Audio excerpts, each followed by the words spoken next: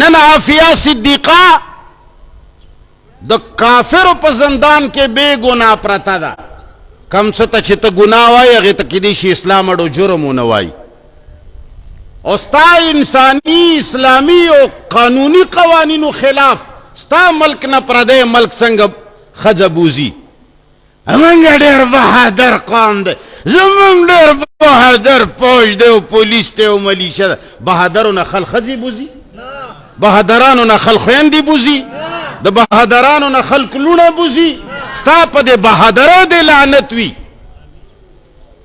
ستا په ټمبم دې لعنت وي